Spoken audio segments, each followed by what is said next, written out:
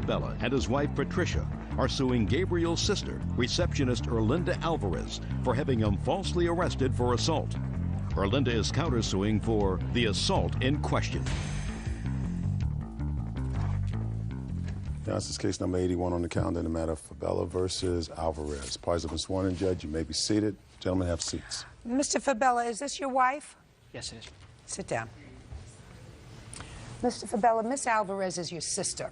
Yes. And it is your claim that she should compensate you for false arrest, because she had you arrested for assaulting her, for your wife's medical bills, because your wife got very stressed as a result of this incident, and for all the legal fees that you had to pay as a result of this charge of assault. That's correct. Your sister says, and she's counterclaiming because she says that you did in fact assault her, and she is counterclaiming for the assault, for medical bills, pain and suffering, punitive damages. She says she came to your house to try to make peace with you because there's been some family difficulty, and you assaulted her.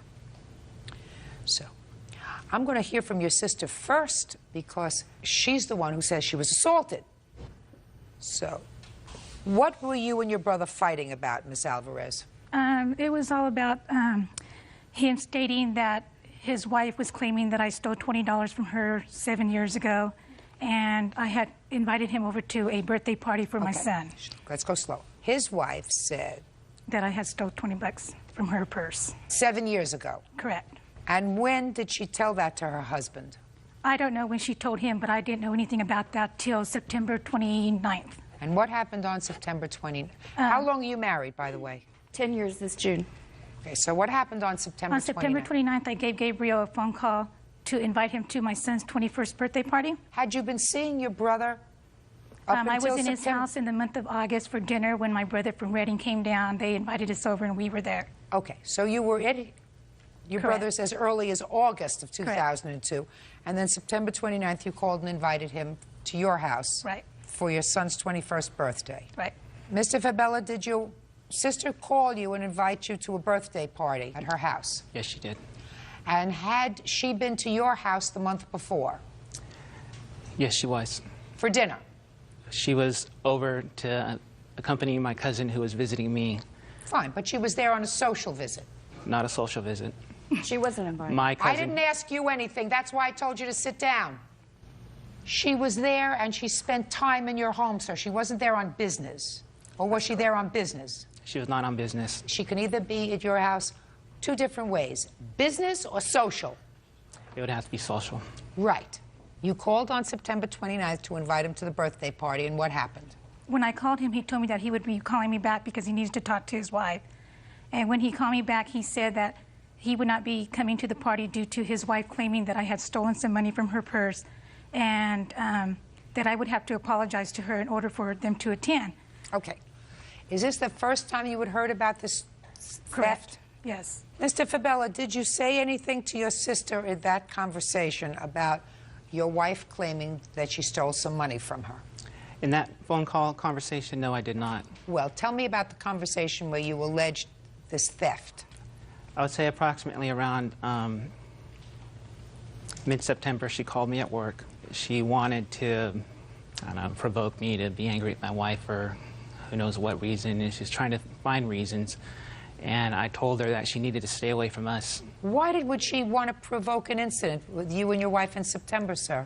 You and your wife have been married for 10 years. Let's get to the bottom of it. I don't have all day.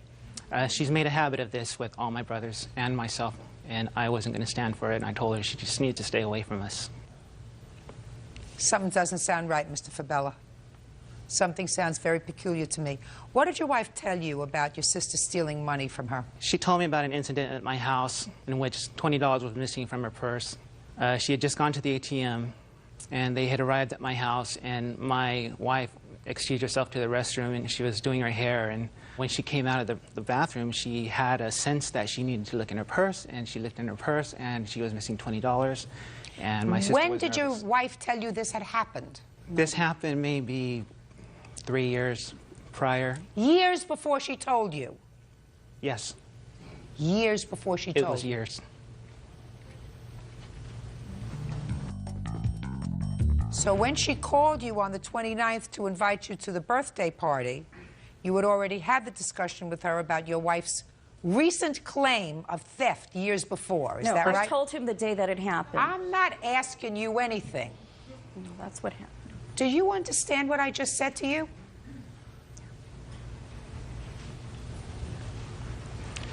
That claim was not recent. That was just one example I was giving my sister what she was demanding from me, that why does Patty hate me so much? You know, what did I ever do to her? And she was looking for reasons, so I gave her a reason, and that was one reason I gave her. So, called back and said, we're not coming to the 21st birthday party. What did you do, Miss Alvarez? When I got off the phone, I told my children what he had said on the phone, and my kids said there is no way. Don't tell me what your kids said. You I went was over just- to his house. When did you go over to his house? On Monday, September 30th. And who did you go with? My father. Is this your father? Yes. Step up here, sir. What is your last name? Mr. Fabella, Mr. Fabella. You went over with your daughter to your son's house. Why? to see what the problem was. To make peace? But, To make peace? yeah. Do you have a good relationship with your son? Oh, yes, I love it. Have a seat, Mr. Fabella. Thank you. So, what happened when you got over there? Well, when I got there, my dad went up to the door, and my dad knocked on the door, and he rang the doorbell, in fact. And Gabriel answered the door. And when Gabriel saw that my father was at the door and me behind him, he went into a rage and just went straight at me and just got me and shoved me. He threw me against the stucco of his wall. I fell. And that was the assault? Yeah. Mr. Fabella, Yes, you just heard your daughter tell me what happened on that day? that's right. Is that what happened? Yes, ma'am. You want to call your father a liar? Look at me. You want to call your father a liar? I'm not going to call my father a liar. That's not what I'm here for. Good. I would suggest that's a very good idea. Father says he loves you. You have any reason to doubt that? Those were the intentions my sister made him think that they were going over for. My sister went over to start a fight with my wife and me. Sir, all I asked was, your father came over and rang the bell, He did not ring the bell. knocked at the door. He did not knock at the door. What did he do? He whistled? entered my house. I didn't know he entered my house. I turned around, he was there. I have a Chihuahua, she would have went nuts. She didn't make a sound. Fine. He entered your house, and? Go ahead. Tell me your version of what happened. I was at the counter reading my mail with my wife while she was making dinner, and we heard something, and we turned around, and my dad was inside my house. Where inside the house? Look at me. We have a bistro table by the front door, So right near the front door. near the front door, Fine. You saw your father standing at the front door, and my sister. and your sister, and what did you do? I told her to get the hell out of my house. I knew what she was there for. Shh. You told her to get the hell out of your house, and what did you do? I yelled at her to get out of my house. And? Again and again. And then what did you do? What did I do? I told her to get out of my house, and she continued to argue, and she refused, and she just stood there, and she was going to start a fight with my wife, and she's calling her names, saying she's going to kick her ass. I want to tell you let's something. go right I now. want to tell you I'm something. ready to go. I don't believe you. You don't believe me? No, you're a liar. No. That's not what happened. No. That's not what happened. That is She did not what not. happened. She did not scream and yell when she came in the house with your father. I was screaming and yelling at her to That's get out of right. my You house. were She scre- was screaming and yelling. You're a She- troublemaker. No, I'm not. You're a troublemaker. Yes, she Oh, shh, quiet. Your wife's a troublemaker, sir.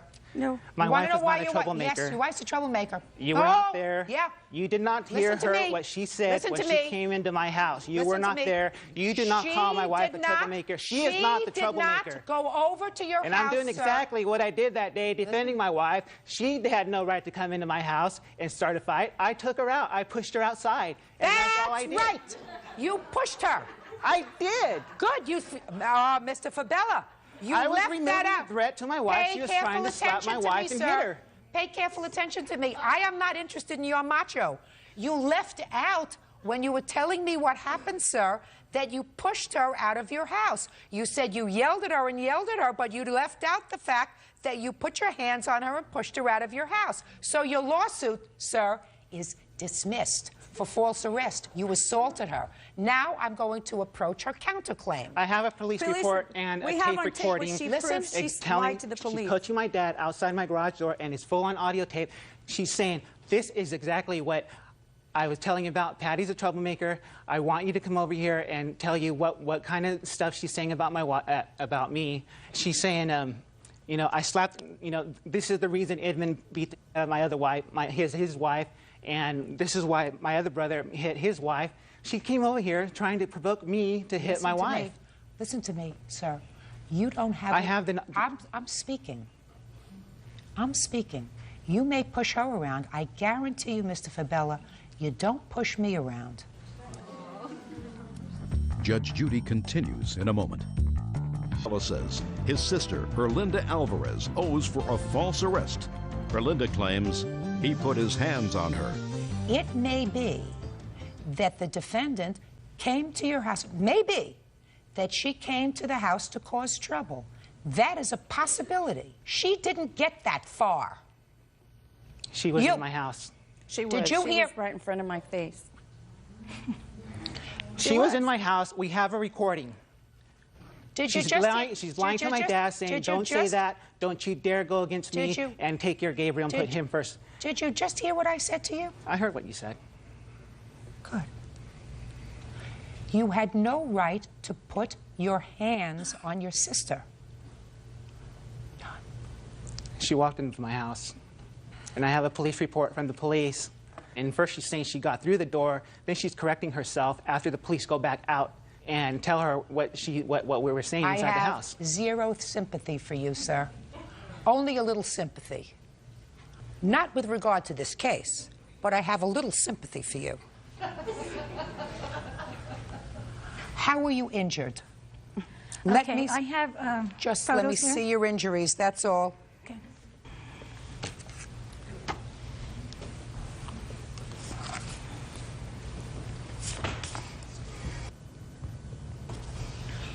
Okay, so you were black and blue, is that right? Correct. Okay. I'd like to see those. Absolutely.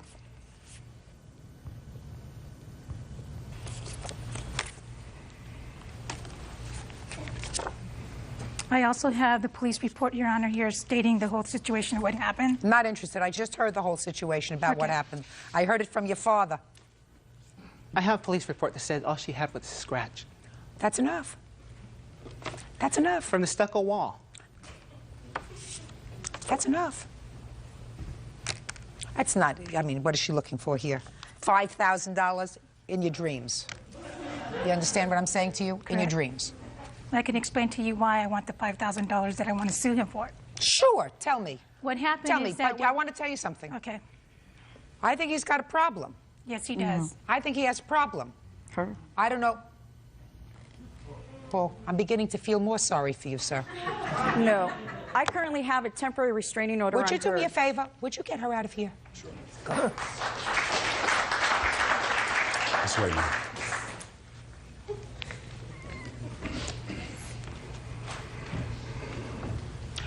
Go ahead.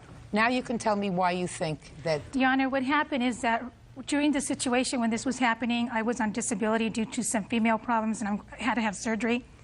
And the day that I went over to his house, I had just got out of the emergency, you know, and my dad was with me. And my husband, Michael, said, you need to get on the plane and get over here to Hawaii to get away from all this so that I wouldn't stress out. So I went to Hawaii, and during Christmas time, after speaking to all my family, they told me to drop the charges on my brother, which I did. I wrote him a Christmas card, told him to let things be bygones because he's my brother, and I don't want to do this to him. I know that this is all because of his wife, because my brothers happen to be married to women that are like that. My family does not function in that way. And I thought he was going to let it go. Then all of a sudden in January, my husband gets they knock on his door, and they tell him that they're there to serve me. And I'm like, serve me for what? And what it was papers that he was trying to serve me for a restraining order. I'm in Hawaii. I'm living in Hawaii, and he's trying to get me restrained when I'm in Hawaii? Can I see the application for the restraining order? Do you have it? You have your application for the restraining order? I'd like to see it, please. And we went to court on that, and the judge in Fresno denied it. So is that the reason that you're asking for $5,000? No, because I had to go over there and buy tickets for my husband and I to fly home. Okay, I got it.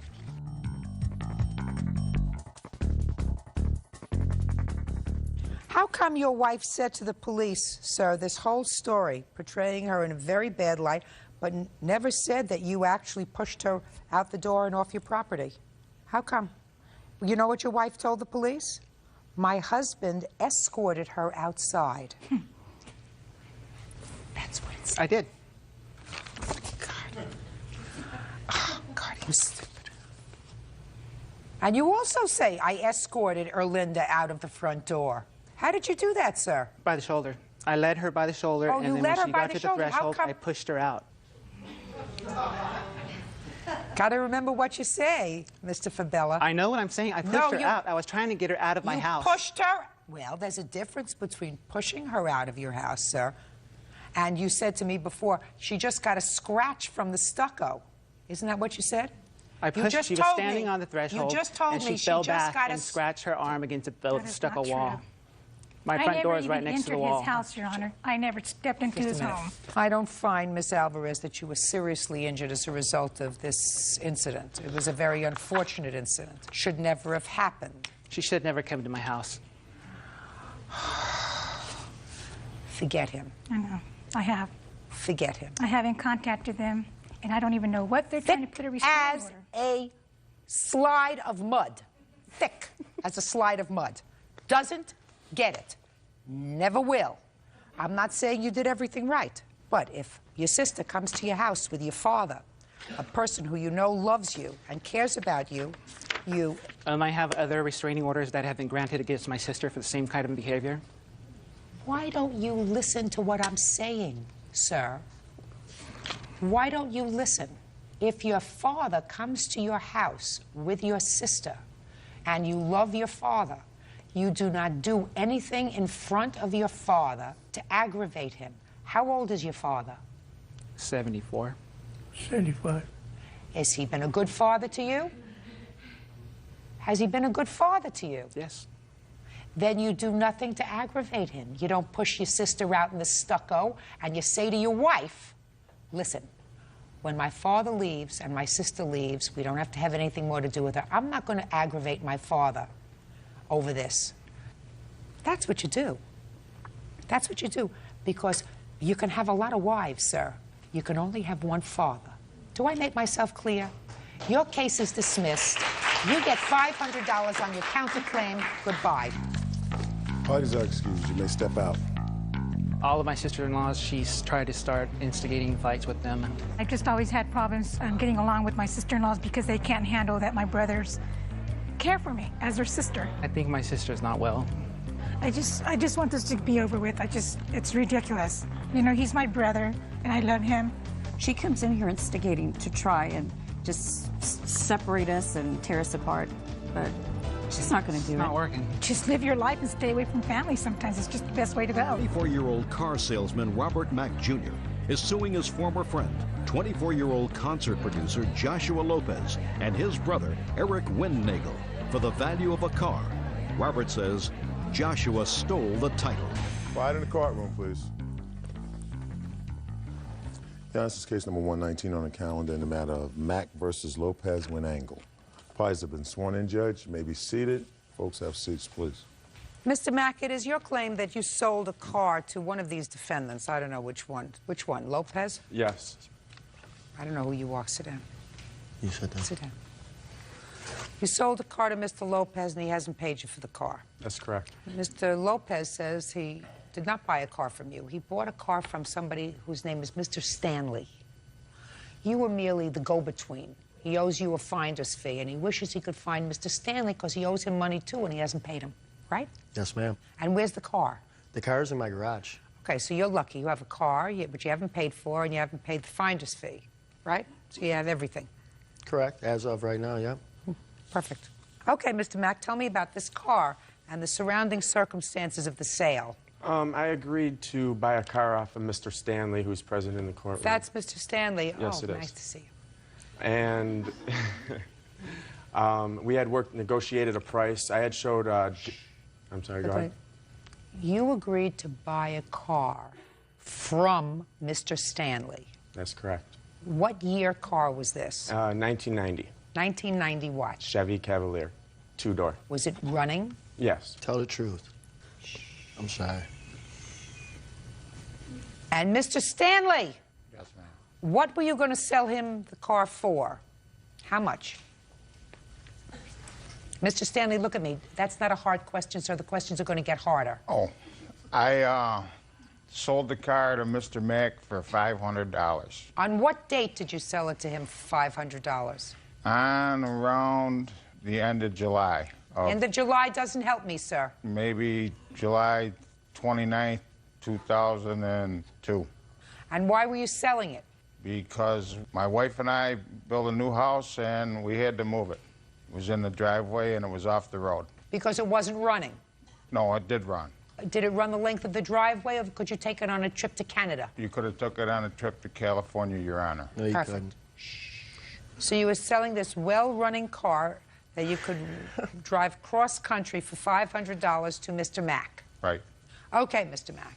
Now, Mr. Lopez was a friend of yours, is that right? An acquaintance. Acquaintance, who you knew was looking for a car, and you told him that you had a car. That's correct. When did you sell him the car? Well, right after I purchased the car from Mr. Stanley. I had shown Mr. Lopez You mean the car. a day later? Yes, So say July 30th, you sold it to Mr. Lopez for how much? that's correct, for $1,000. I had shown He's Mr. lying. Lopez the car. I had shown Mr. Lopez the car. He agreed that he liked the car. I told him I wanted $1,000 for it. He's lying.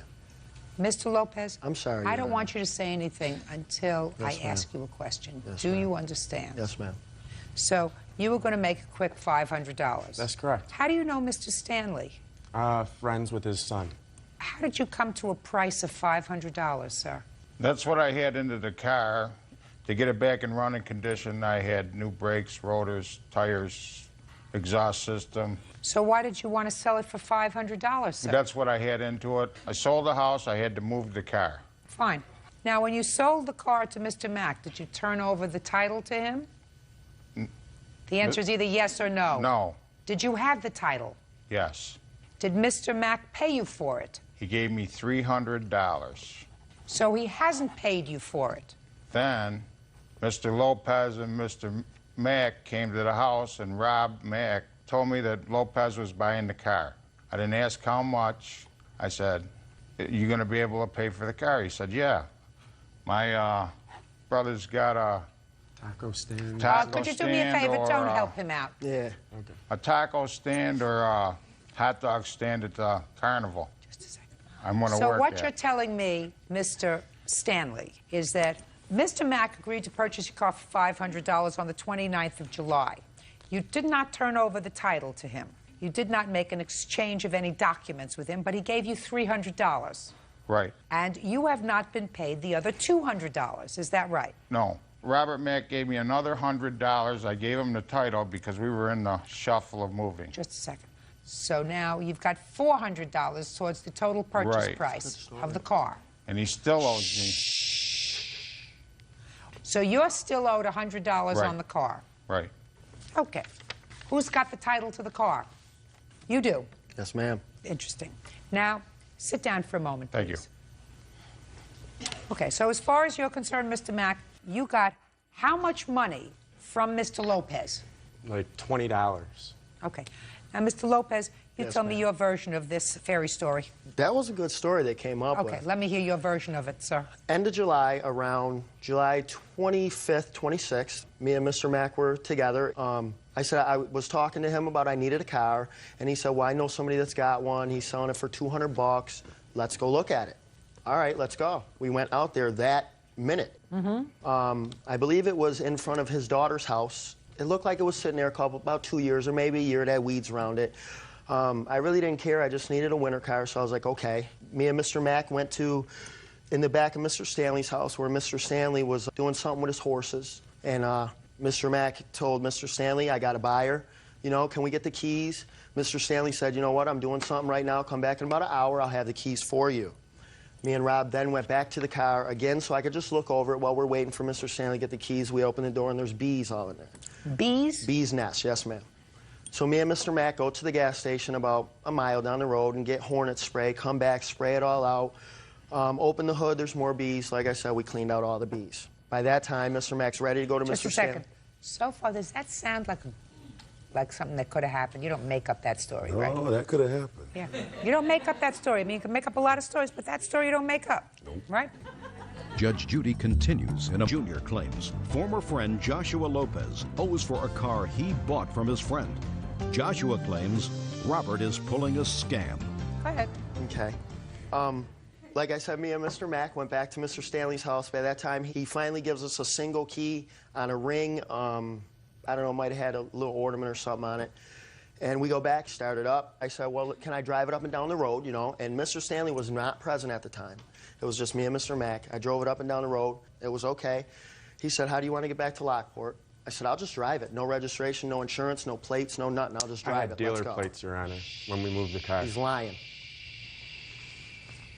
He's got a lot of stories. Mr. Lopez, don't make it worse. Okay, So far, you're doing It's just- okay. I came here to tell the truth, and they're that's... So far, I haven't heard anything about negotiating price. Okay. When we were looking at it, before we went to the store, me and him talked. He said, Mr. Stanley only wants $200 for the car. I don't know what he's talking about, $5,000 or $1,000. He said, you give me $250, $50 for me being the finder, $200 for Mr. Stanley, we'll call it a day. I said, that's fine with me, $200 for a winter car, that's good. And then we went back to Mr. Stanley's trailer house. He asked, do you want to buy it? I said, yes, I do. He looked at Mr. Mack and said, can you trust this guy for me to give him the title and the keys, and he's going to pay us? Rob said, yes. You know, I'll give you my word, he's going to pay me. If not, then I'll pay for it. So we go back to the car. We had an extension cord I tied to the bumper and tied to the bumper of the car he was driving. And to act like we were pulling it, I drove the car, he drove the front one. We took the first right and the cord broke. So I just pulled over and a guy pulled over to help us. Do you need help? I said, no. Before the cops come and I go to jail for driving this car with no registration, no insurance, no plates, no nothing, let's just drive it. So he's like, oh, okay. He gets in his car. I do like 90 all the way home. That's, you know. When did you get the title? I arrived home with Mr. Mack accompanying behind me. We started talking about 3 days before I left for Syracuse State Fair, which is in like the end of the second week or third week of August. Meanwhile, you haven't been driving the car? No. It's Okay. been parked. Never has been put on the road since then. Never's been driven. Why? It didn't have a new muffler system. My brother paid for a new muffler for it. I have pictures of a brand new starter we put in it. After I got it home, the next day I tried to start it, wouldn't start. The starter died. Okay. You got the title when? 3 days before I left for Syracuse State Fair. How? Mr. Mack brought it to my house. Okay, And my when he girlfriend came- Tony was present at the time. When he brought it to your house, didn't he ask you for any money? No, he did not. Our agreement was for me to pay him off of the contract that I signed with Syracuse State Fair. When I got back, I was to pay him. What were you doing at the Syracuse State Fair? My brother met an individual, a gentleman where he works for, and we do pizzas, like in the little fried dough concession stands and the lemonade and pizza. Okay, At so carnivals, you were we were the food, one of you them. had a food concession. Yep. Okay, so you haven't paid Mr. Mack his $50, No. and you haven't paid anything to Mr. Stanley. No.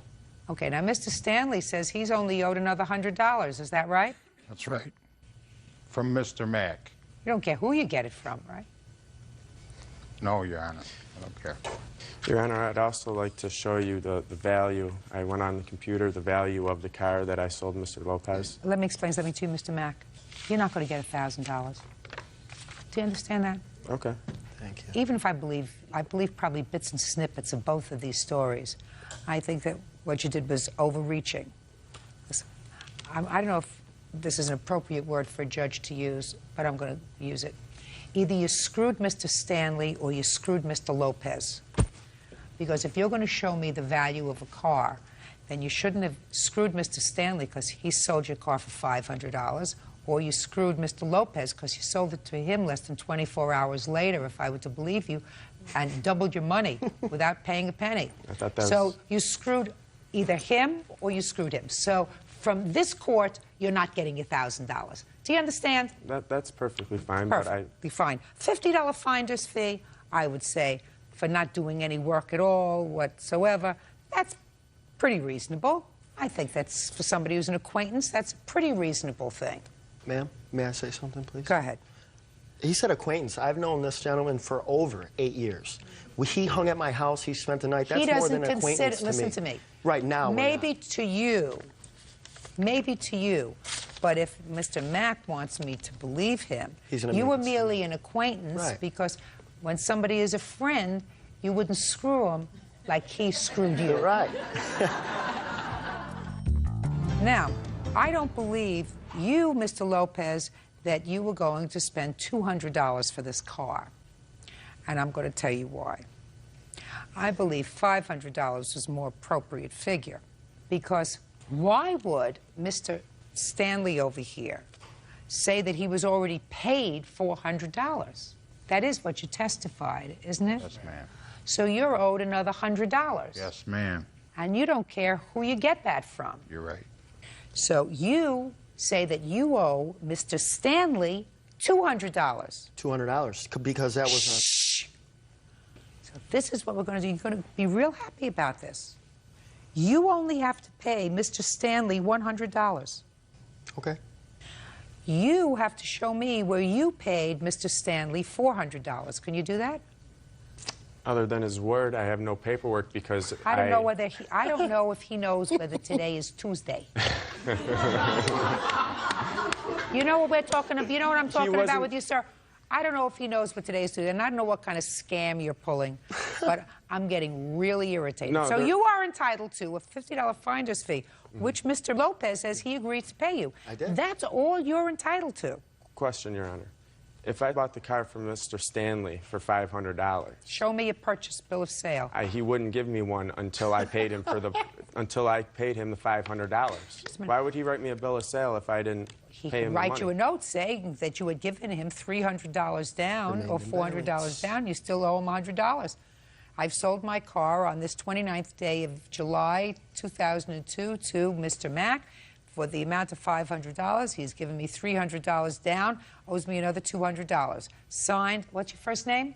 Robert. Robert Stanley. That's very simple, right? See, when you try to be a con artist, that's what happens, Mr. Mack. When you try to outsmart people, then sometimes you get outsmarted yourself. You're entitled from Mr. Lopez the amount of $50. That's finder's fee, because I believe that part of Mr. Lopez's testimony that that's what you told him you wanted, $50 for finding this car. Who paid for the bee spray? I did.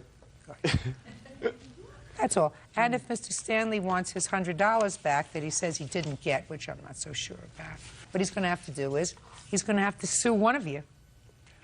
Bye. From him, you get $50, because that's what you agreed to. That's fine. Thank you. Parties are excused. You may step out. First, I just want to say hi to a couple people, my girlfriend, Stacia Stanley, my sister, parents. Our original agreement was $50 finder's fee, $200 for Mr. Stanley. I bought the car off of Mr. Stanley for $500. I got conned. Only in America. A con artist tried to come in here and scam somebody and got conned. That's it. You know, this is America, and I got conned out of my money. Judge Judy pinned it on the nose. He's a con artist. The con artist. He's nothing but a liar, a con artist, and he's trailer trash. Yeah, we were friends, but, you know, friends backstab. He made an agreement with me. He stabbed me in my back. Friends like that, you don't need enemies. Registered nurse Cherise Daniels is suing her ex-boyfriend, social worker Andre Robinson, for an unpaid loan. Andre claims she's been repaid.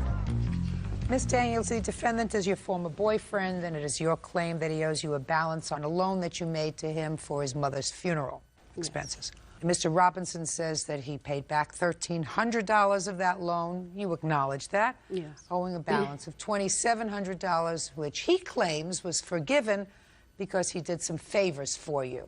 That's correct, Your Honor. So now, Ms. Daniels, we're going to get to some preliminary facts. Where did you get the $4,000 from? Actually, I borrowed about $600 of it from my sister, but the rest of it I had myself. I work. I'm a registered nurse. Where did you have it? In my banking account. Show me the withdrawal. I don't have the statement from the withdrawal. Do you have any evidence here of the loan? No, I don't have any evidence. So you have no evidence.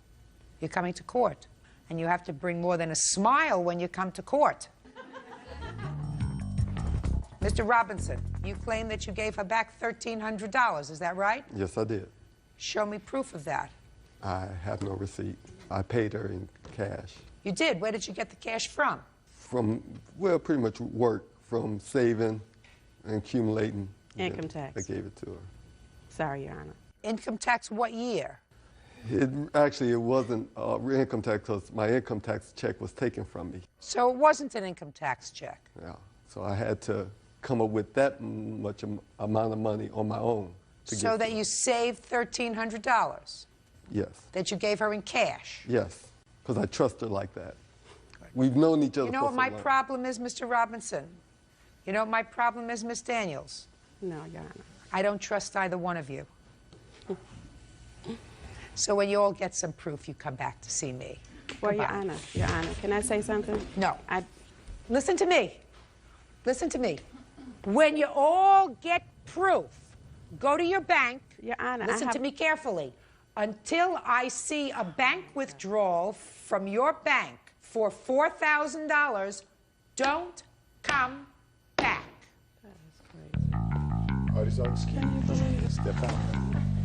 And Janelle Jers and their son, 9-year-old Brian, are suing neighbors Eric and Stephanie Sickelis and their son, 12-year-old Anthony. Brian says Anthony shoved him off his bike, breaking his teeth.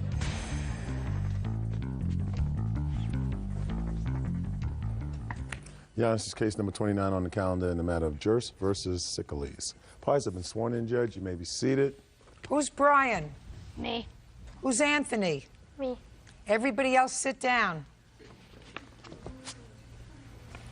Hey. How old are you, Brian? 9. How old are you, Anthony? 12. Brian, you were riding your bike near Anthony's house, is that right? Yes. And something happened and you fell off your bike and you broke your tooth. Mm-hmm. Just one tooth? 2 teeth. 2 teeth. Yes. You want to tell me what happened and how it happened that you fell off your bike? I was riding my bike up the hill, and then I saw Anthony washing his motorbike. So I said, bet you can't squirt me with the hose. And he ran up and pushed me off my bike. You saw Anthony and he was doing a chore, washing his bike. So you said to him, I bet you can't squirt me with that hose? Why did you say that to him? I don't know. Well, that was pretty silly, wasn't it? Yes. Well, what if he started chasing you with the hose? That's what you asked him to do. You bet him, right? Yes. Would you have liked that? No. So what happened after you said to him, bet you can't squirt me with that hose? He ran up and pushed me off my bike. He did? Mm-hmm. Is that what happened, Anthony? No. What happened, Anthony? Well, after he said that, like, I pretended like I was gonna squirt him with the hose. Like, I pointed at him. And so I started running after him, and then, like... With the hose or without the hose? Without the hose, because I dropped it because I couldn't reach him. So, like, when I was running after him, he was, like, trying to avoid it. So he hit the curb, and he flipped. How far away from you was he when he hit the curb and flipped? Show me someplace in this room. Well, right there, maybe. Where? Walk up and point to it. Right here. Okay, now step back. So what you're telling me, Anthony, is you never touched his bike? Nope. Now, Brian, you were riding away from him? Yes. Is that because he was chasing you? Yes. So you're looking in the other direction. Mm-hmm. How do you know he bumped you off your bike? Did you turn around and look to see where he was? Yes. And when you turned around and looked to see where he was, what happened? I saw him push my bike. No, I don't think you did, Brian. I don't think you saw him push your bike. I think he was chasing you. But I don't think at the very moment that he pushed your bike, you turned around to look at him. You might have turned around and hit a curb and fell. And he was chasing you. And the reason you fell off your bike is because he was chasing you. There's no question about that. But you made up a little bit of fib when you said he pushed you, because I don't believe he pushed you. Understand? Because that was a fib you just told me, that you turned around at the exact moment he pushed your bike and you saw him push it and you fell off. That's a fib. That doesn't mean he might not be responsible, because he was chasing you. And you were trying to get away from him, but you started out by teasing him. Why were you teasing him? I don't know. You don't know? Okay. Here you go. Now, I understand that when... Now I need the two mothers up here, please. Now, I understand that when this happened, Ms. Sicalise, I understand that Anthony or you went and got Brian. Somehow he got to your house. Well, my older son came in and said that Anthony had the hose and that Brian was taunting the boys. They race motorcycles, so he was washing his bike. And him and another little boy were taunting the boys. Just a minute, Brian, were you with somebody else? Yes. Who were you with? Robbie, my friend. How old is Robbie?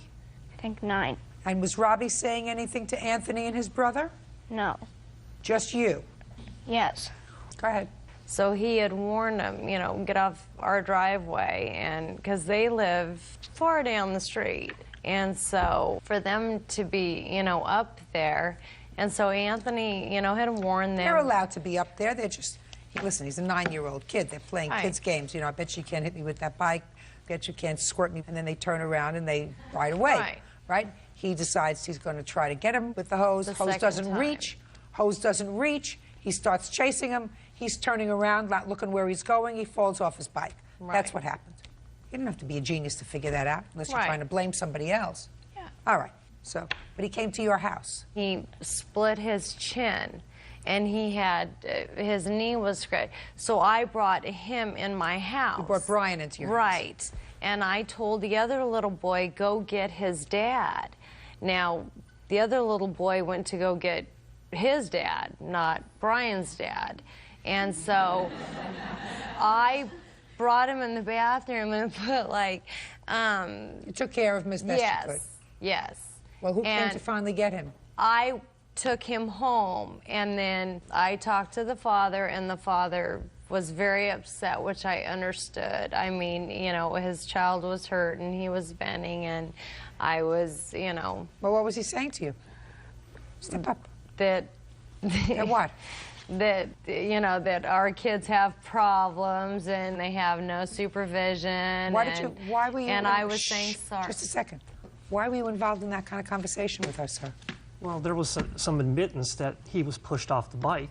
And just a second. What did Anthony say to you? Did he admitted pushing him off the bike? Anthony's brother was down there. And I said, where is the father figure? I said, there's nobody watching these kids. Listen, your son was at their house. What's wrong with you? Judge Judy continues in a moment. Brian Jerse says neighbor 12-year-old Anthony Sicalise shoved him off his bike. Anthony claims he never touched him. Your son was at their house. They didn't come to your house. He was there, and he was teasing them. The lady brought him home to you because you weren't out there supervising him. He's 9. Quiet. He's 9. You weren't out there supervising him. She went in, took care of him, brought him back to you. So, I mean, I read that, and I said, why would a grown man open up a mouth like that to this lady? Any reason? No, you I just saw lost your temper. I saw my kid covered in blood. Yeah? There had been prior instances with Anthony teasing my son, and I just, you know, I made a couple of comments like that. Well, then you were wrong. Okay. Because your son started it. You understand that? Okay. So, and if he got hurt, he got hurt. That's all. He's got to know. He can't tease people, especially people who are older, people who are bigger. But we're not talking about a 9-year-old and a 25-year-old. We're talking about a 9-year-old and an 11-year-old who are about the same size. Right? Yes. So, it happens. That's what happens with boys. So you don't get that kind of upset, sir, especially to somebody who's trying to do the right thing. Now, I don't know anything about these boys. I don't know about their history. I don't know if they're wise, Alex. That may be. He may be a little bit of a Weisenheimer, this one over here.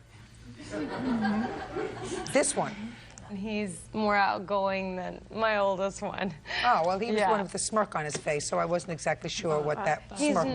He's nervous. Are you nervous? Am I making you nervous? Oh, yeah. Huh? Yeah. So he's like, he was... I thought, like, you got that from my hair, so I just... Well, I thought you could use a little bit of a comb down, but that's... I understand that's the style these days, so I have to go with it. You're not mine. It's fine with me. Oh, I don't know what you were upset about. So you're upset because you saw your son injured. That doesn't necessarily mean you have the right to take off against the boy's mother.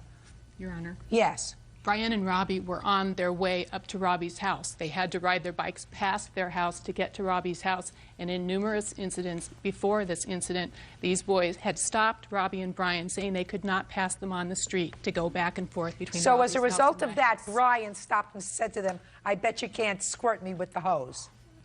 Does your street have two sides to it? He was on the opposite side of the street. No, he wasn't. That's No, according he to wasn't. Brian. No, He was not he in the wasn't. driveway, according to No, he wasn't. He was on the drive. He was close to the driveway. He wasn't on the other side of the street. He was riding up on the He's sidewalk. giving you baloney. Just because he's yours doesn't mean he won't give you baloney. I had another instance with Anthony. I'm not interested. I'm interested in this one. And in this one, he started it. He finished it. She's not responsible. They started it. And I don't believe that he pushed the bike. I believe that he chased him and he fell off the bike. I don't believe he pushed him off the bike. You're not that evil, are you? Try to be nice to each other. That's what the world's all about. Goodbye. Parties are excused. You may step out. They became very hostile after we made a police report. We tried to settle it, but they didn't want to settle it. Flipped us off when they'd go by my husband. Wanted to get attorneys first, and this is where we're at now. 26-year-old prep cook Amy Smith and chef Stephen Huffman are suing Amy's ex-friend, 26-year-old homemaker Kelly Warden, for stealing money. Kelly says Amy is pulling a fast one. According to this complaint, you gave the defendant a certain amount of money. Yes. Money that she was to give to an attorney because you were in the process of seeking a divorce. Yes. It is your claim that she stole that money, never turned it over to anyone except herself. You want it back. Defendant says this is a whole story that's made up by you because you took this money from your grandmother and spent it. What does this man have to do with anything? This is my brother Stephen. He came down with me to get receipts and a phone number from the lawyer. Oh, he's a witness? Yes. Why don't you have a seat? Okay. When did you first approach her about seeking some advice about a lawyer? In December, I told her that I had to find a lawyer so I can do a legal separation or a divorce. And she said that she could help me out. I thought I could trust her. Gives her qualifications to help you out with anything? Well, she told me she already went through a divorce. She told me how much it would be. It was like $920. I gave her that money, and then she called me again. Just a second. Why did you give her the money? Because I lived an hour away, and it was like I didn't have a vehicle or anything. Does anybody in your family have a car? Yes, but they work, and I'm not allowed to drive their cars. Go ahead. So you gave her money for the lawyer without even calling the lawyer? I asked her if I can get the phone number. Is the answer yes or no? No. You didn't call the lawyer? I couldn't. She didn't give me the number. Of course you could. Keep going, Miss Smith. So you gave her $920? Plus $500 and something. When did you give her the other $500?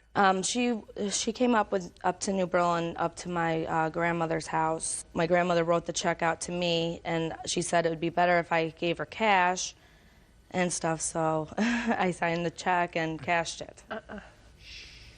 And the money never got to a lawyer, is that what No. you're telling me? And when did you find that out? My brother and I and my father went down to her trailer to get the rest of my stuff because I was moving down there, and then I decided to move back. Moving down where? To West Windsor. So you managed to get somebody to drive you down My there on a brother Thursday? took off work. Listen to me. Sorry. You managed to get somebody to drive you down. Yes. Right? Yes, Your Honor. Stand up. Your last name is? Hoffman. In 30 seconds or less, you tell me what you know about this money. My grandmother allowed Amy to borrow the money from her. We drove Amy down that day to, because everybody in the family thought, well, why didn't you get any receipts from her from this lawyer? So we finally... Because that's what she was telling you. She was Yeah. telling you that listen to me. She basically Mr. manipulated. Huffman, your sister was telling you that. And she gave her a receipt.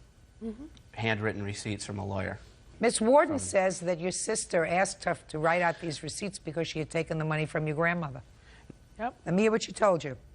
Amy called me up and said that she was in trouble, that she was her husband had just left her. He was filing bankruptcy. She says, well, my grandmother's going to give me a couple of checks. Will you please come up and take me to the bank and cash them? December 9th, we went to her grandmother's, picked up a check for $920. cash the checks at Key Bank, and she decides she wants to go shopping. We went to Walmart. She bought me a numerous amount of clothing, my daughter all kinds of clothing, toys. So what you're saying is she took this money from her grandmother. Now, I want you to tell me, because I read it in your answer, what she said to you about these receipts that she wanted you to sign. Her mother and father were harping on her for some receipts. So she asked me, she says, Kelly, could you please write me some receipts, please? I want one saying that I gave a lawyer $920. No big deal. I was helping my best friend. And then she asked me if I'd write another one for $1,420. I said, sure, no problem. Those are the two receipts that you have. So I wrote them. These are the two receipts that Kelly wrote, and we also have copies of the checks that were written. To Amy, not to me. To Amy. That's true. They were written to Amy, but there is no way that Amy would steal money from my grandmother. Listen to me, Mr. Hoffman. You don't know about you her. don't know that. Okay. Did your sister ever hold a job? She holds a job, but she's very ill sometimes. She has asthma. I have asthma. Shh. Please, could you do me a favor and be quiet? I don't want to hear you again until I ask you a question. Do you understand? Yes, Your Honor. Perfect. Mr. Hoffman, your sister's story doesn't sound true to me. Do you understand? And I know it's very hard for you and your family to say she took money from her grandmother under false pretenses. But somehow it doesn't make sense to me that what appears to be two relatively intelligent people, you certainly, your sister sounds perfectly normal to me, would say, I want to get a divorce, take $1,420, and without speaking to the lawyer, first $900, needed more, haven't spoken to the lawyer, another $500. Us as a family were asking Amy, what are you doing? We said, why didn't you get information for her? At one point, Kelly called her down and said... Did she ever say to you... She had paperwork. Shh. Mr. Hoffman, did your sister ever say to you, could you take a day off from work and drive me to the lawyer's office? I would have. Amy... Did your... To ask me the question, did your sister ever say that to you? No, she didn't. She was in a vulnerable state in her life. No. Listen to me, sir. She did it because she took the money. Amy did not use the money. Yes, she did. Your sister's story doesn't make sense because she has a family, she's close to her brother, and the reason she gives me for not going to the lawyer herself initially is because the lawyer was an hour away, and she doesn't have a car, she doesn't have an access to a car, but she has access to you. Her husband handled all this stuff before, and she didn't know how to do it, and she wanted to do things on her own. To prove to us as family members that she could do something herself. Did she ask you to help her move down to... She asked my other brother. And did he? No. Shh. Did he bring her... Did somebody take a day off from work? Who took a day off from work? Friend of my brother's. But your other brother did, according to your sister. No, he did not take a day off of work. What part of close your mouth didn't you understand? Close your mouth. Each one of those words has one syllable. I'm not trying to confuse you. Do you understand? Yes, Your Honor. Do you understand, Mr. Hoffman? Your sister took the money and she spent it. She did not give it to her. She may have spent some of the money on her. She may have bought her clothes. She may have bought her things. But no normal person says, here's the money for the lawyer, and I don't have to talk to the lawyer. So your case is dismissed. That's why we went up there. That's all. Thank you, Your Honor. Why does our excuse? Step out. Amy lies all the time. No, yes, she didn't spend the money. You're a liar. Keep your big fat pig shut. It's not between him, it's between me and Amy, so he needs to just butt out. Yeah, you're a liar. She's lied to her mother. She tells her mother she don't smoke. She smokes. She tells her mother all kinds of crap. This girl was in jail. Yeah, whatever. In jail. Talk to the hand. Amy is a liar. Lies. A professional manipulator. It was Christmas time. She wanted to go shopping. She had no money. I did That's not. a lie. Anybody could say I that. feel sorry for Amy because now she's got to go back and explain it to her grandmother. Oh, I'm not friends with that thing anymore. That's why right. Amy... Go home and suck it up, baby. Real estate broker June Dolan is suing her brother, cook Paul Hughes, for the cost of a defense attorney to keep him out of jail. Paul says his ex-girlfriend was the person who borrowed the money. Yeah, and this is case number 122 on the calendar in the matter of Dolan versus Hughes. Parties have been sworn in, Judge. You may be seated. Thank you, Have a Bert. seat. You're welcome. Miss Dolan, Mr. Hughes is your brother. Yes. And I gather from your complaint that you've bailed him out of jail a couple of times. Yes. First time you bailed him out of jail was in a dispute involving a girlfriend or something, and you're not asking for reimbursement of that. Second time you bailed him out of jail, you claim it cost you $5,000. You want the money back. It was actually $5,208. Well, our limit is $5,000. Yes. Mr. Hughes said it was very nice of you to bail him out of jail. He never asked you to do it. A loan was never created. Someone else asked you. Someone by the name of Nancy, right? Yes, Your Honor. That's not you, is it? Yes. Oh, Nancy. So, Ms. Dallin, tell me about the second time you bailed him out of jail. Okay. When was it? It actually wasn't bailing him out of jail. It was paying for a defense attorney for him. Oh. Was he in jail at the time? No. He was supposed to be in jail, but he took off from Minnesota and came to California. So he was out on a fugitive warrant? Yes. Was he staying with you? He showed up at my door, yes. So tell me about the $5,200 and some odd dollars. So he had this other attorney that was supposed to be a really, really good attorney because he kind of got the shaft on the first attorney. And the attorney said, well, you didn't deserve all the punishment that you got. He had had 3 days left of a 3-year probation. So, and anger management class and all kinds of stuff. So the sentence that he got was horrible. He got another 18 months anger management. He got 3 more years of probation. He got... Because he did what? He had alcohol in his system. It was his birthday, and he went out and he had beer, and they were pulled over, and that was a violation of probation. So the judge gave... the judge just, like, dumped on him and gave him this whole... Sounds perfect to me. Big, long... These are the rules. Right. You break the rules, there's a consequence. So the they second didn't put attorney... him on a rack, did they? Did they what? Put him on a rack? They didn't put him on a rack? No. Go ahead. So the second attorney said, I know the judge, and I will go and I will talk to the judge for you, but it's going to cost you $5,000. I had already paid for the first one, $3,000. I paid for the home monitoring system. I paid $1,200 in collect phone calls from jail. Okay, I got, you've been a good sister so far. So the $5,000, he decides that he's in love with Nancy, who is my best friend of the last 25 years, actually, and he works for her. Her folks own a marina in Lake Minnetonka, and he is the chef there. So, Nancy called you. No. Well, we talk every day on the phone. We all talk every day on the phone. I understand it. Nancy called you and asked you for the money. That's what you said. Well... Don't play, Miss Dallin. That's Nancy what you say. Nancy guaranteed the money. She no, said she would take it out of... Listen to me. According to your complaint, you had a conversation with Nancy. You want me to read it to you? Okay. I had several conversations with Nancy. I don't care what your conversations were, but just several conversations were. Only one of us can talk at one time. In October 2002, Nancy called and asked that I pay for yet another attorney. Nancy was so distraught, begged and pleaded. So you had a conversation with Nancy about the money. And I told Nancy, no. No. Go ahead. Nancy said, I will garnish his wages and make payments. And they did. They made 2 payments on this credit card. Just a second. So Nancy said, he works for me. I'll put a garnish on his wages. Yes. So she... Guaranteed the money. It's almost like I know what a garnish... No, I know what a garnishment is. She didn't guarantee the money. She said, as long as he's working here for me, I will garnish his salary so that you'll get the money. Guaranteeing the money is different. Guaranteeing the money is, if he doesn't pay you back, I will. And then she said, when I sell my house, I will give him the money to pay you off, and then he can make payments to me. That's, to me, sound like a guarantee. Well, that's different from what you just told me, except she has to sell her house first. She did sell her house. Okay. And I still don't have any money. So why are you suing your brother? Because he's the one that borrowed it from me. So far, I don't have that. So far, I have she borrowed it from you. She didn't borrow it from me. She encouraged it. Miss Dallin, you got it all wrong, madam.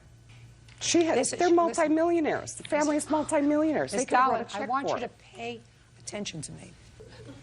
I understand that what you did was you advanced this money. What you are suing for in court is an oral contract. Your oral contract was with Nancy. She may not have benefited from the contract because he was the one who was in trouble. She may have benefited from it. Let's say she benefited from it because he was a valued employee for whatever reason. And she wanted to ensure that he was going to stay on the job, so she guaranteed the return of your money, even though it wasn't for her immediate benefit. Well, that she wanted creates, to marry him. Listen to me. That creates a contract. His defense to this is, sure, my sister gave me the money for the attorney, but I never agreed to pay her back. Yes, he did. She agreed to pay her back. He's the one that said he would pay me back. Well, you never told me that, Miss Dallin. On it. No, you never told me that, Miss Dallin. You told me your contract was with Nancy. Now I'll hear you further. You explain to me your contract with your brother. But make sure it's true, because I've already heard the first part of it. So far, I haven't heard anything about your brother. Judge Judy continues in a moment. Ellen says her brother, Paul Hughes, owes for the cost of an attorney. Paul says it was his ex-girlfriend who borrowed the money. Go ahead. He needed the money because he was on the run, and he wanted to go back to Minnesota to be with her. They've had this love affair for 25 years, on and off. Yes. So he said, I need $5,000. So he had gone out. He knew the attorney. He was going to try to make payments to him. He was going to do whatever he could do to pay off this money. So he asked me for the money. And I said, I don't have $5,000. I'm still making payments on the first Fine, so you money. said no. So I said, absolutely not. No. So he called, and he called, and he called, and he called back to her, and they sat and tried to work something out to get this money. Finally, he's not going anywhere when he's staying at my house. He's got a sentence hanging over his head. He's running from the law. So Nancy said, come back here and work at the Caribbean. I will garnish your wages, and we'll make the payments to you. So I said... Your contract is with her, not with him. But he's the one that said, will you loan me the money? I finally said, okay. No. Listen to me. That's not what happened, Miss Dallin. What happened was he asked to borrow the money, and you said no. And he asked you again, and you said, no, I'm still paying off the other money.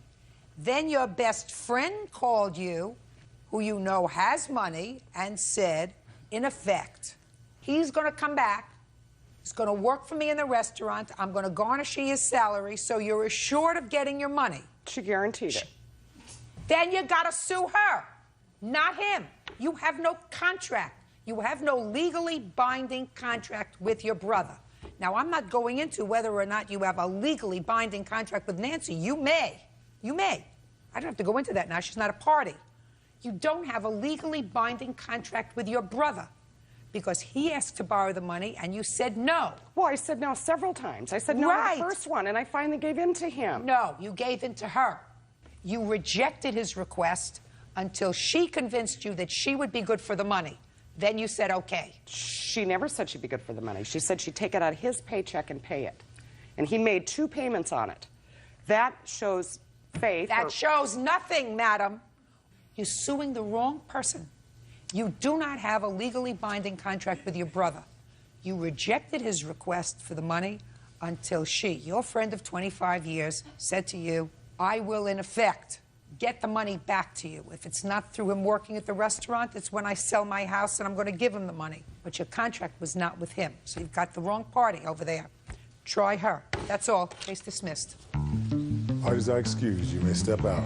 She actually had nothing to do with it.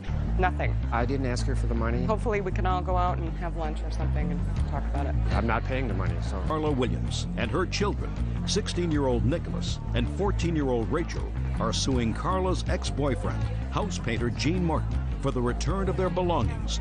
Gene is countersuing Carla for unpaid rent and for shooting a gun in their house. Why don't you two have a seat? Miss Williams, you and Mr. Martin lived together for about 10 years. You have children. I assume these are your 2 children. Is this your child, Mr. Martin? Yes, it is. And you have a child together. Yes, ma'am. A daughter? Yes. How old? 7. Okay. Does she live with you? Yes, she does. According to your complaint, there was some sort of an altercation with Mr. Martin. You fled the house, and when was that? December 1st. And you claim that Mr. Martin, sometime after that, threw away your children's property, these 2 children. Yes. And you want either the return of that property, which of course he can't give you because he threw it away, or the value of that property. Mr. Martin says that you didn't flee the house after an altercation, but that you had had a fight sometime in November, and that you shot a gun off in the house. Is that right? Yes, ma'am. that Mr. Martin took your daughter and he fled the house. He left. And you were gone for about a week with the child. Is that right? Yes. So far, is that correct? No, ma'am. After you shot the gun off in the house, what happened with Mr. And it was sometime in November. What happened with Mr. Martin? It was the day before Thanksgiving, and I had found out Mr. Martin had been seeing another woman, and I got a little inebriated, and I did fire the gun off in the house. My brother and my mother came to get me, and I took my 2 children to Sacramento, and he took the other 2 children. We had plans to go to his mother's house in L.A. for Thanksgiving. He went to L.A. He arrived back Saturday, December 1st. Okay. So he did take, you didn't spend Thanksgiving together as planned. He did take his son and your 7-year-old daughter, your joint 7-year-old daughter, away for about a week. For 2 days, Your Honor. 2 days. When you came back, according to you, Mr. Martin, she then took the child and went to her brother's house. That's correct. Is that right? Yeah, but he told me I couldn't be there. Right, because you had had this major falling out where you shot a gun off in the house. So you took the child, I assume, without his permission. Yes. And you fled to your brother's house. Correct. And he came to your brother's house looking for his daughter, trying to get his daughter back. Correct. And whatever property that was left in the house that belonged to your children, because some you got, is the property we're talking about. But that sort of sets it up. Now, that's more the truth than what I got from your complaint, which was, in your complaint, you say that you fled the house with your children and with only the clothes on our backs while he was in the bathroom. The truth of the matter is you was taking your daughter without his permission. Well, I didn't feel I needed his permission. Why not? Well, because he didn't have my permission to take our daughter over Thanksgiving. You got drunk and shot a gun off in the house, madam. And you weren't taking your daughter for a planned vacation, which is what he did. It was for Thanksgiving.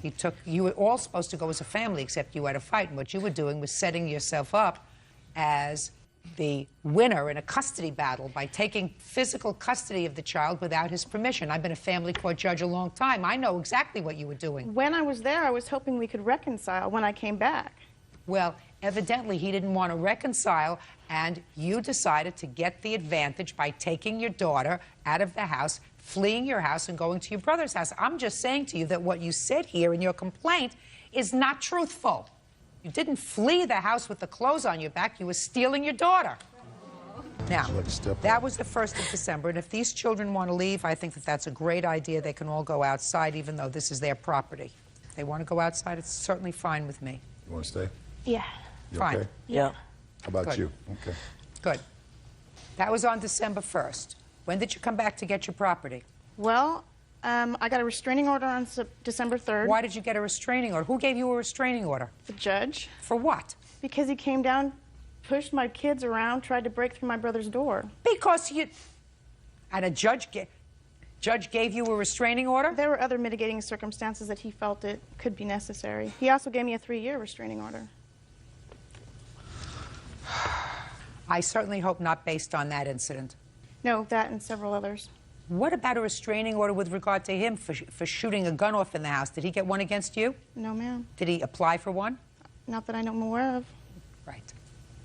How long did you leave your children's property in the house? I contacted him on January 8th. Did you go and get any of your property on January 8th? No, I did not.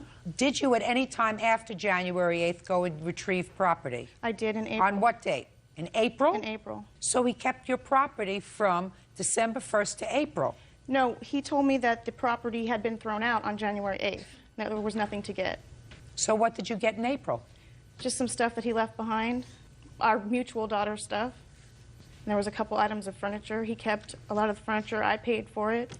You more than exacted your pound of flesh, madam. I don't know the history. I don't know either one of you two people. All I know is that from the bare bones facts that I've heard, there is absolutely no basis for you to have been granted a 3-year protective order against him.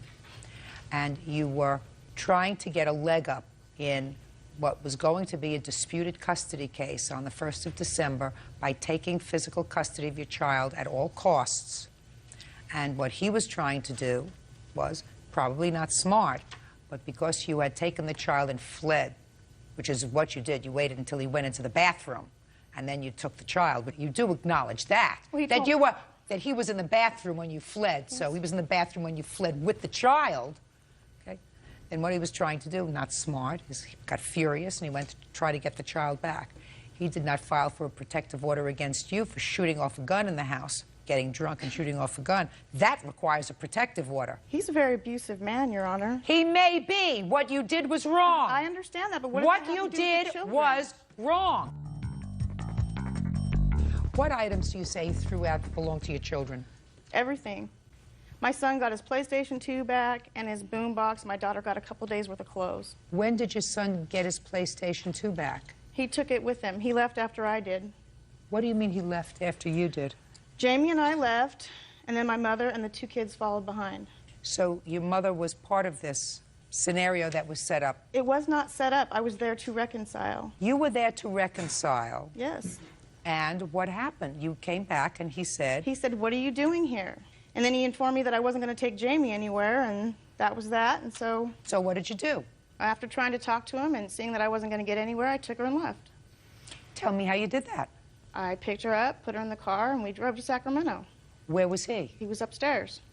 So he was upstairs, and what you did was you took your child, rather than going through a civilized court process, you took the law into your own hands. You took the child and fled. It's normal for him to come and try to get the child because you waited until he went upstairs to the bathroom, according to you, and you stole out of the house and went hundreds of miles away. So you abused the court system because then you went into court and said he tried to break down my brother's door to get my child away from me, and you got some judge to believe that without asking enough questions. You got a restraining order. So in my judgment, you abused the system.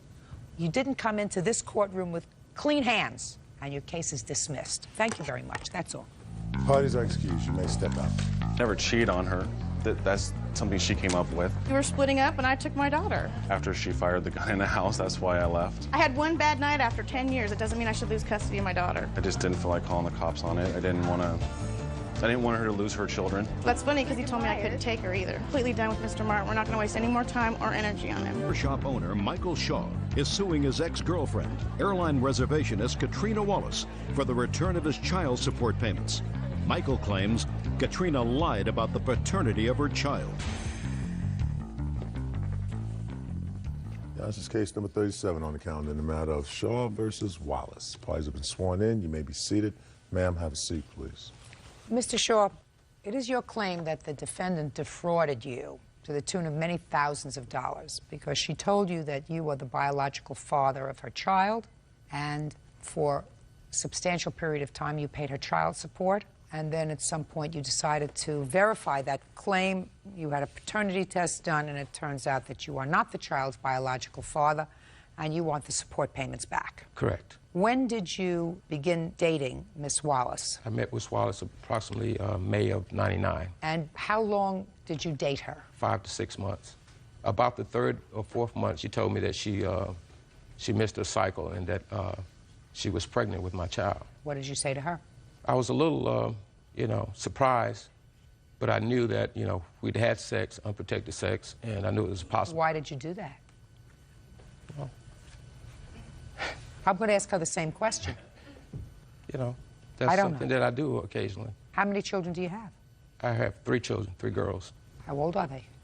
They are 26, my daughter here.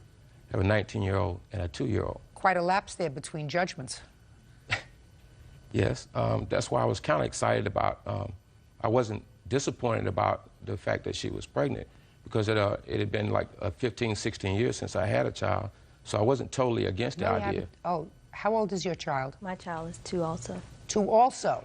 Yes. So you were having sex with several women at the same time? No, Your Honor, that's not the way it occurred. How many? I was only having sex with her at the time. Well, you have another child who's 2. Well, there's about 6, 7 months difference in ages. The way it happened was Katrina and I started having problems shortly after she became pregnant. And approximately when she was 2 to 3 months pregnant, I knew that there wasn't going to be a relationship between the 2 of us. So I told her, I said, look, this is not going to work between us. I'm basically moving on. The only thing I can do at this point is help you support my child. And I moved on to a new relationship. Didn't you ever question the fact Didn't you ever question the fact that maybe this wasn't your child? A little. What do you not mean much. a little? I kind of jokingly said to her, you know, was she sure that, you know, that I was the father? Do you have other children? Yes. How many children? A 19-year-old and my 2-year-old. Go ahead. She got very upset when I questioned her, and almost belligerent, and so I kind of backed off the notion that, you know, she was telling the truth, that it was my child. So, had you ever been to court at any other time, Mr. Shaw, with regard to issues of paternity, custody, visitation with any of your other children? yes, once. So you know how to get to court? Yes. Okay. At what point, sir, did you decide to question the paternity of this child? Well, several months after Malik was born, seemingly Katrina would interfere with the two of us trying to bond. She didn't support me as a father. She didn't support us spending time together. I would try to take him out of town with me like I would do with my younger child, and she would tell him, no, he can't go. Or I would try to keep him for several days, and most of the time she would say no. On one instance, approximately 6 to 8 months ago. So why didn't you go to court, Mr. Shaw? Well, it wasn't that she wouldn't let me see him at all. It's the fact that she wouldn't, if I asked for permission to take him out of town. You're not supposed to ask her for permission. If you want to spend quality time with the child, then you go to court. Was there some other reason why you didn't want to take this matter through the courts? Did it have to do with money? I don't think so, no. You have a business? Yes, I do. What kind of business do you have? I own several barbershops in the Atlanta area. And how much support were you giving Miss Wallace?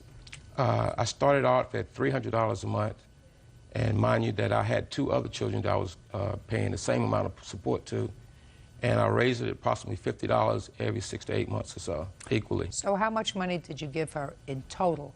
In total, I gave her approximately $9,000. Is that about right? Yes, that's about right. Okay. According to you, you took the child for a paternity test. Do you have those test results? Yes, I do. I'd like to see them.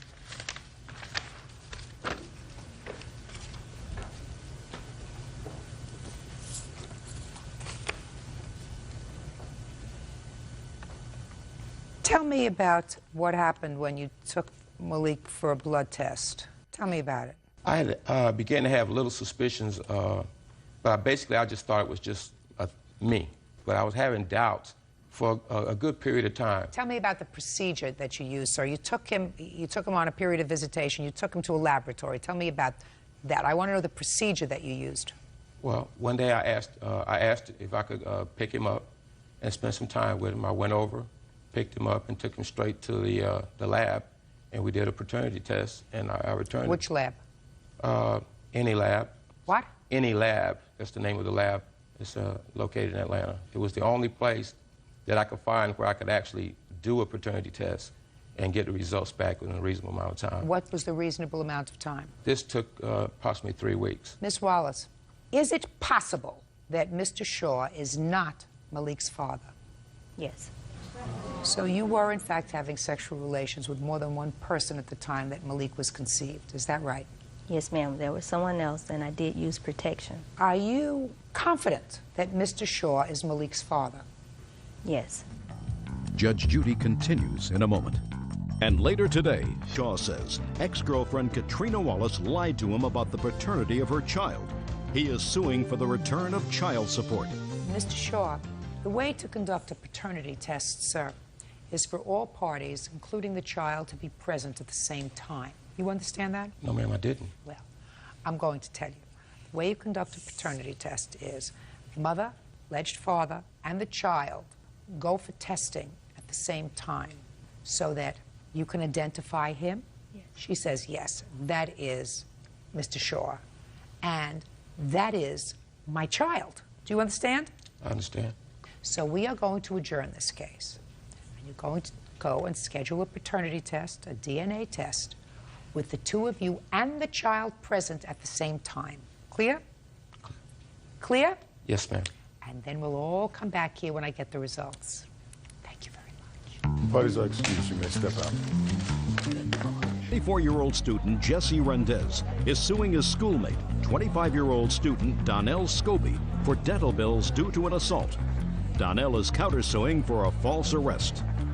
Mr. Rendez, what school did you go to? San Francisco State University. And how long have you known Mr. Scobie? Approximately 1.5 years. It is your claim that Mr. Scobie assaulted you, caused you some physical injury. You want him to compensate you for that and also to pay some of your dental bills. Correct. Mr. Scobie says that he acted in self-defense and he's countersuing. He says because of your actions, he spent some time in jail, limited time, and his academic record was placed at risk. When did this incident happen and where, sir? It happened approximately at 4:15 on 4/18/2002 in the kinesiology department of San Francisco State University. Tell me what happened. First, I'd like to state that, yes, the defendant and I were friends. However, if I would have known about the defendant's history of violent crime and... Tell me what happened. I'll tell you what happened? Okay. Well... And try looking at me when you tell me what happened. Sure. Okay, Your Honor. Like I said, on 4/15 on 4/18/2002, I asked the defendant to use a cellular phone of his. Being that we were friends and I have let him use my cellular phone in the past, I figured that he would definitely let me use the cell phone.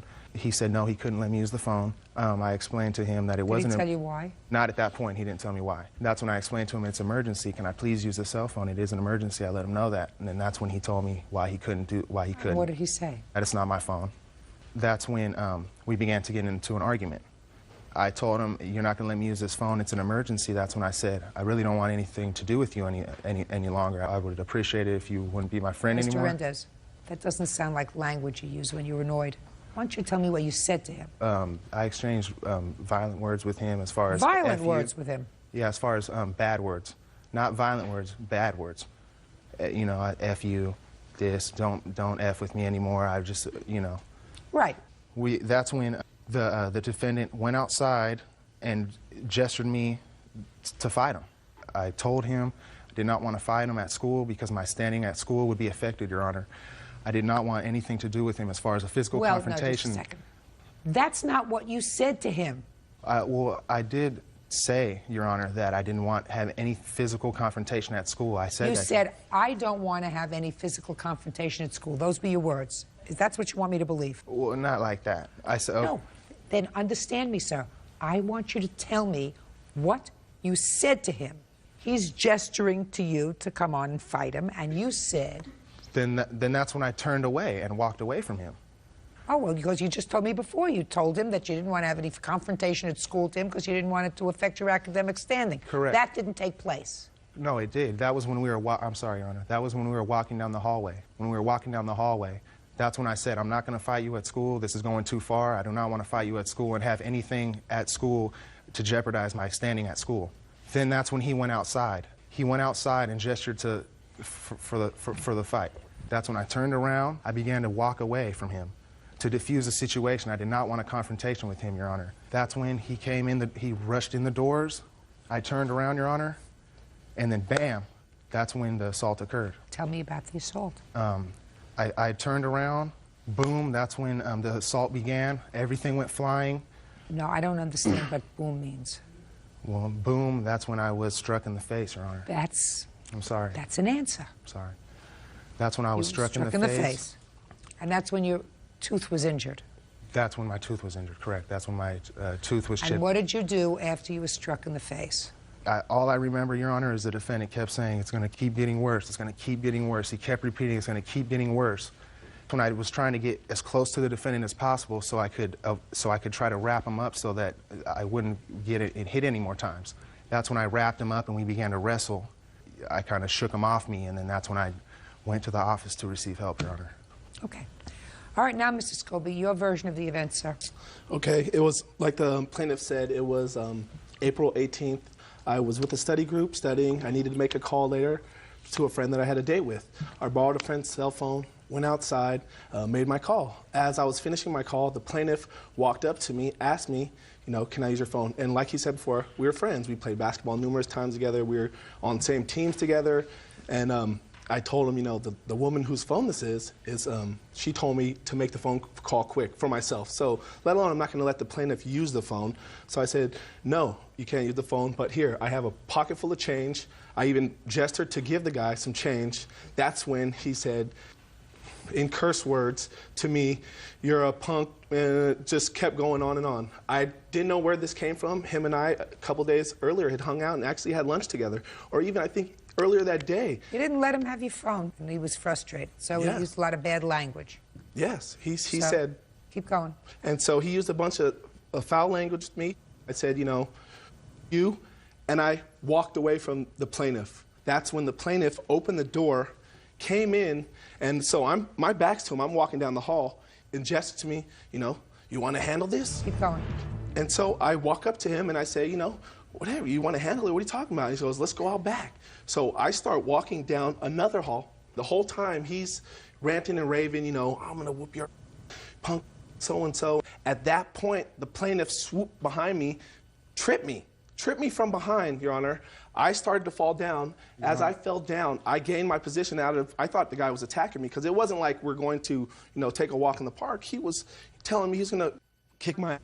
So, and that's when I turned around out of self-defense and, you know, struck exactly. So the plaintiff then gets geared up. He comes with a flurry of punches, of which, I mean, this incident didn't just happen right here. I mean, he pursued me on numerous occasions. As I tried to walk away, he came at me with at least 5 or 6 punches. And yes, I said it's going to get worse. I'm thinking, he's coming at me. I'm backpedaling in my flip-flops. It's going to get worse. You know, I'm not going to just sit here and let you throw punches at me.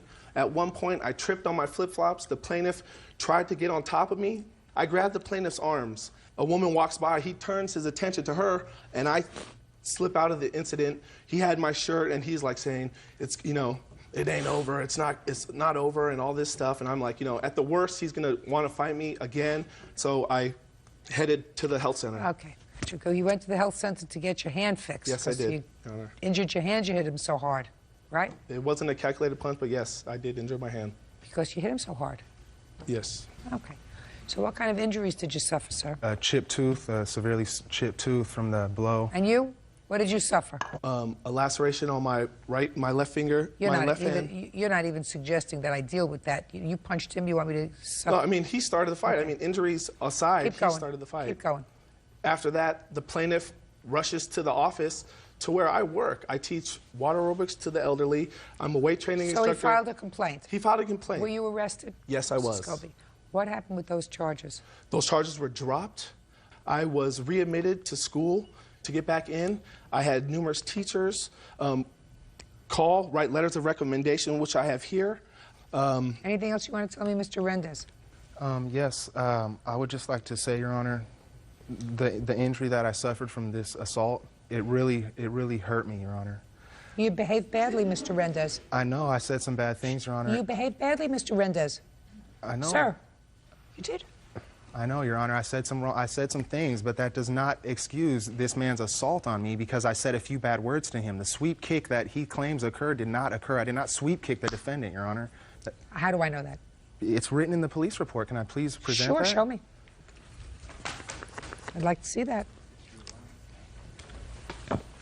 That's a copy of the police report. I've highlighted a few things. Shh, don't highlight, I read. This incident report, Mr. Rendez, absolutely gives your version of the events, and it gives Mr. Scobie's version of the events. Correct. How come you didn't highlight, because you highlighted a lot of things, Mr. Rendez, how come you didn't highlight the part of his statement where he says that you swept-kicked him against his leg and he turned around and he hit you? Because there was no sweep kick, Your Honor. Just a second, that's what you say. That's what you say. That's why I read the whole thing. According to your statement to the police, there was no sweep kick. According to the defendant's report to the police, there was. But you conveniently neglected to highlight that. How come? Because did that did not occur. That sweep kick did not occur, Your Honor. You behaved badly, Mr. Rendez. I know I did, and I definitely said some things that weren't right, and I'm sorry to the defendant for that, but I never once swept kicked the defendant, Your Honor. Mr. Rendez, your case is dismissed. Mr. Scobie, your counterclaim is dismissed. You both behaved badly that day. You, Mr. Rendez, I have a sense, was very, very angry.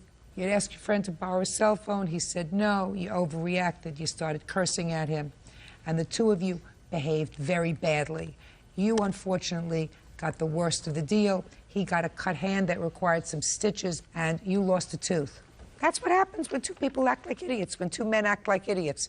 If he said, no, I'm sorry, you can't borrow the cell phone because it doesn't belong to me, you turn around, you say, thank you very much, and you go find something else to do. You don't start cursing at him, because that precipitates an argument. You curse at him, you call his mother names, he curses at you, he called your mother names, and then all of a sudden you get into an incident where everybody's acting a little too hot. You both suffered. Chalk it up to experience. Goodbye. Thank you. Parties are excused. You may step out.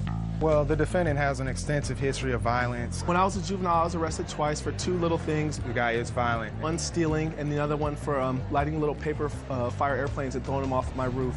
That's the only history that I have. He's an angry guy. Anybody knows him, they know what a sweet guy he is. He's still out there and he's going to hurt someone else. He's got tons of friends. There's no violent history, and I don't know why that even came up.